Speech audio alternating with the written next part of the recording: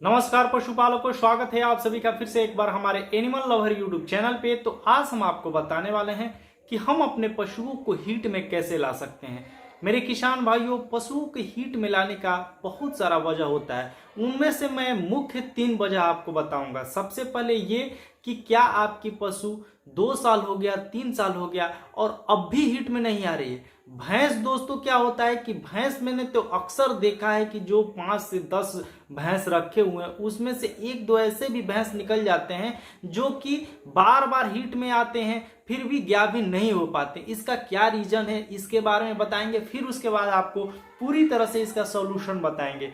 सबसे पहले हमें यह ध्यान देना होता है, कुछ अच्छे जो डेयरी फार्मर होते हैं वो क्या करते हैं कि जैसे ही हमारा बच्चा देती है गाय, उस बच्चे को 1 डे यानी पहले दिन से ही वो जो है कि ख्याल रखना शुरू कर देते हैं और वो 16, 17, 18 मंथ के होते होते और गाभिन होने लगती है और हीट में आ जाती है। और कुछ ऐसे भी डेयरी फार्म होते हैं जो पशुपालक होते हैं जो कि बच्चा देने के बाद वो ध्यान नहीं देते हैं, सिर्फ देखते हैं मुनाफे के ऊपर कि क्या बछड़ी पर ध्यान देना है। गाय अभी मिल्क दे रही है तो इस पर खूब खिलाते हैं, बछड़े को खिलाते नहीं। लेकिन जब मतलब 18 महीना, 20 महीना, 24 महीना बीत जाता है, 2 साल, 2.5 साल, 3 साल की पशु हो जाती है और जब हीट में नहीं आती है तो फिर उसके बाद वो समस्या ढूंढने लगते हैं। दोस्तों, जो अच्छा पशुपालक वही होता है जो कि अपने बच्चा को पहले दिन से ही केयर करना शुरू कर देता है और वो जो केयर निगाहें जो अपने बछड़े के ऊपर जो लगाता है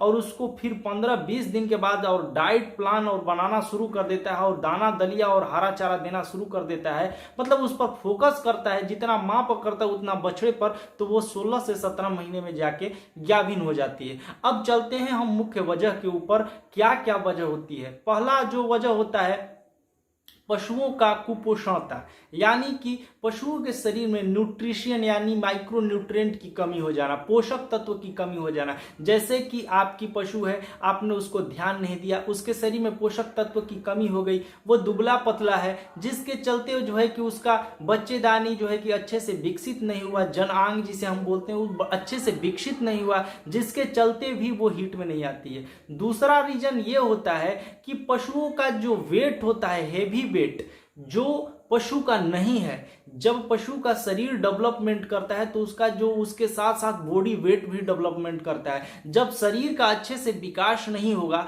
तो फिर मेरे किसान भाइयों ये बताइए कि आपकी पशु कैसे हीट में आएगी। और दोस्तों, और होता है क्या, अनुवांशिक, यानी कि वो बहुत कम मामला देखा जाता है। जैसे कि पहले उसकी माँ जो है कि परेशान करती थी, 3 साल, 2.5 साल किसी भी तरह वो हीट में आई, फिर उसका बछड़ा हुआ, फिर उसके बाद जो है कि उसका भी ये समस्या हो गया। तो ये ज़्यादा उतना परसेंटेज नहीं दिखाई देता है जितना कुपोषणता दिखाई देता है। पशुओं का केयरलेस जो पशुपालक होता है, जो पशुओं को अच्छे से केयर नहीं कर पाता, उनमें ही ये समस्या देखने को मिलता है। और कुछ परसेंटेज ये होता है पशुओं के पेट में कीड़े पड़ जाने के कारण, उसके चलते भी जो है कि पशु हीट में नहीं आती है। बहुत सारे भी ऐसे पशुपालक हैं जो अपने पशुओं को सही से डिवार्मिंग नहीं करा पाते हैं। अब चलते हैं हम इसके उपाय के बारे में जानते हैं कि अगर ऐसा समस्या हो तो हमें क्या करना है। सबसे पहले फर्स्ट तो ये उपाय मैं बता दूं कि जैसे ही आपकी पशु बच्चा देती है, पहले दिन से उसका केयर करना शुरू कर दीजिएगा। ड्राई फीड तो खिलाते ही हैं, उसके साथ साथ दोस्तों आप क्या करें कि ग्रीन फीड भी खिलाएं, दाना दलिया भी खिलाएं। आपकी पशु जो होगी 18 से 19 महीने की होते होते आपकी पशु गर्भधारण करने के लिए तैयार हो जाएगी। दूसरा फॉर्मूला मेरे किसान ये है किसान भाइयों कि अपने पशु जो कि हीट में नहीं आ रही है, वैसे भी वो मिल्क पर है नहीं, दूध तो दे नहीं रही है, तो उस स्थिति में हमें क्या करना है कि जो हम अपने पशुओं को ड्राई फीड देते हैं उसके साथ साथ हमें ग्रीन फीड देना है। ग्रीन फीड यानी हरा चारा देना है। और हरा चारा देने के बाद दोस्तों एक काम करना क्या है कि अपने पशुओं को जो है कि पेट में कीड़े मारने का दवा अवश्य देना है। आप कागज और कलम पे नोट कर लीजिए क्या क्या हमें अपने पशुओं को देना है। जो पशु का गर्भधारण नहीं हो रहा है उसको पेट के कीड़े मारने का दवा देना है। आप एल्बेंडाजोल दे सकते हैं। दोस्तों, आप आयुर्वेद में जाइए, सबसे बढ़िया है। आप नीम की पत्तियां जो है कि अपने पशुओं को खिलाइए। एल्बेंडाजोल छोड़िए, नीम की पत्तियां खिलाइए। आप कम से कम 250 ग्राम 200 ग्राम नीम का पत्तियां आप एक हफ्ते तक खिलाइए। आपके पशु का जो है कि पूरी तरह से पेट के जितने भी कीटाणु है, कृमि है, वो नाश कर देता है नीम का पत्ता। अगर इससे ना हो तब अपने नज़दीकी पशु चिकित्सा में जाके वहाँ से आप डॉक्टर के परामर्श से उसको डिवार्मिंग कराइए। फर्स्ट है आप क्या करें, डिवार्मिंग कराएं। सेकेंड में आप क्या करें मेरे किसान भाइयों कि उसको ग्रीन फीड के साथ साथ मिनरल मिक्सचर दें, अच्छे कंपनी का मिनरल मिक्सचर दें। मिनरल मिक्सचर यानी कि आप जिसमें कोबाल्ट हो, कैल्शियम हो, फास्फोरस हो, मैग्नीशियम हो, सेलेनियम हो, प्रचुर मात्रा में उसमें विटामिन हो, मिनरल हो, जिसके चलते आपके पशुओं के शरीर में किसी भी प्रकार की कोई अगर पोषक तत्वों की कमी हो तो पूरी तरह से आपकी पशु जो है कि उसको ऑब्जर्व करे और अपने आप शरीर में विकास करे, और शरीर में किसी भी प्रकार के विटामिन की कमी हो तो उसको पूरा करे। और तीसरा नंबर मेरे दोस्तों मैं बता दूं किसान भाई कि उसको अच्छे क्वालिटी का उसको दाना दलिया दें। दाना दलिया आप मिनरल मिक्सचर के साथ साथ दाना दलिया दें। दाना दलिया में दोस्तों पशु आहार आप दें। पशु आहार अगर आपको न मिले अच्छे क्वालिटी का तो दाना दलिया दें। दाना दलिया में आप बाजरे का दलिया दे सकते हैं मेरे किसान भाइयों।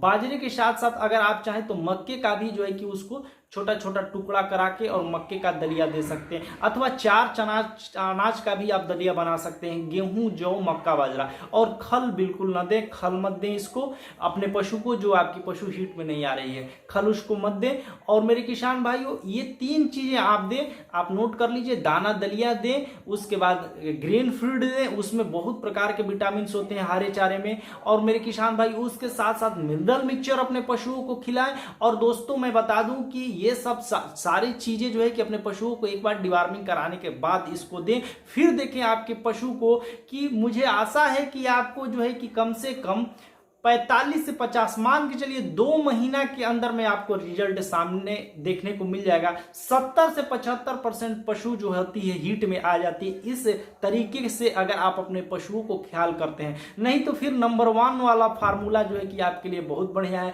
जैसे आपकी पशु बच्चा देती है, पहले ही दिन से आप उसको केयर करना शुरू कर दीजिए।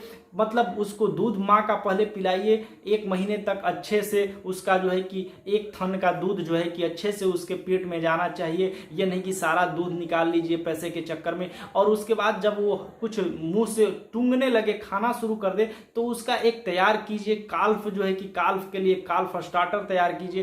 काल्फ स्टार्टर के लिए मैंने वीडियो बनाया है कि कैसे काल्फ को खिलाया जाता है। वैसे मैं आपको बता दूं कि काल्फ को आज जो है कि आप थोड़ा थोड़ा अनाज दे सकते हैं, गेहूं, जौ, मक्का, बाजरा, मसूर की दाल दे सकते हैं, चने की चूरी दे सकते हैं, थोड़ा खल मिला के दे सकते हैं, राइस ब्रांड दे सकते हैं। और दोस्तों मक्का का भी जो है कि आप इस्तेमाल कर सकते हैं उसके लिए। और आप चना का चूरी भी दे सकते हैं। और मेरे किसान भाई बादाम का जो खोइला होता है उसको भी खिला सकते हैं। गेहूं का छिलका दे सकते हैं उसको। हरा पत्तादार जो है कि सब्जियां खिला सकते हैं उसको, जो आपकी बछड़ा है। जो वेजिटेबल्स जो वेस्टेज जाते हैं, जो मार्केट मंडी में आप जाइए झोला लेके, जो वेस्टेज जो वेजिटेबल है उसको इकट्ठा कीजिए, बहुत सस्ते दामों पे मिल जाते हैं, और वो अपने काल्फ को खिलाइए। साथ साथ में उसको जो है कि ग्रीन फीड दीजिए, ड्राई फीड दीजिए। फिर देखिए आपकी पशु जो है 15 से 18 मंथ में जो है कि गाभिन होने के लिए तैयार हो जाएगी। डोके मारना शुरू कर देगी, चिल्लाने लगेगी कि हमें हीट में आ गया हूं, मुझे जो है कि सीमेन से जो है कि गर्भधारण कराइए, या प्रकृति नेचुरल तरीके से कराइए। इतना झंझट करने की जरूरत नहीं है। प्रॉब्लम तब होता है कि जब किसान भाई जो है कि सिर्फ गाय पर ध्यान देता है, बछड़े पर ध्यान नहीं देता है। जब गाभिन की लायक हो जाती है तो सोचता है कि अब गाभिन हो क्यों नहीं रही। अरे प्रभु, मैं आपको बता दूं कि जब उसका वेट डेवलपमेंट नहीं करेगा, बॉडी वेट डेवलपमेंट नहीं करेगा, कुपोषण हो जाएगी, तो कहाँ से हीट में आएगी। इन सारे तमाम बातों पर हमने देखा, रिसर्च किया और समझा। बड़े बड़े किसानों से मिला, पशुपालकों से मिला, और उनसे ये मैंने देखा बुजुर्गों से कि पहले के जो लोग थे अपने बछड़े के लिए मतलब बहुत केयर करते थे, और वो अपने घर का ही सीमेन जो है कि इस्तेमाल करते थे। पशुओं का जो बछड़ा था, गांव में जो सांड होती थी, वो नस्ल जो होता था एक तरह का देसी नस्ल, प्योर नस्ल होता था, उसमें कोई खराबी नहीं था। आजकल के दौर में पेस्टिसाइड और केमिकल के इस्तेमाल से और पशुओं के खान पान के चलते हमारे पशुओं का जो जीवन प्रणाली है उसमें बदलाव आ गया है, जिसके चलते तरह तरह की बीमारियां हमारे पशुओं को सता रही है। तो मेरे किसान भाइयों, आप अपने पशुओं को अच्छे से केयर कीजिए, आपकी भी पशु अच्छे से ख्याल करेगी। वीडियो देखने के लिए धन्यवाद। फिर मिलते हैं आपको नेक्स्ट वीडियो में नेक्स्ट टॉपिक के लिए। तब तक के लिए इजाजत दीजिए। राम राम। और एक बात, जो लोग चैनल पर पहली बार आए हैं और चैनल को सब्सक्राइब नहीं किए, वीडियो को लाइक नहीं किए, वो चैनल को सब्सक्राइब कर लें और वीडियो को लाइक कर लें। जय हिंद, जय भारत। फिर मिलते हैं आपको अगले टॉपिक में अगले विषय लेकर। राम राम।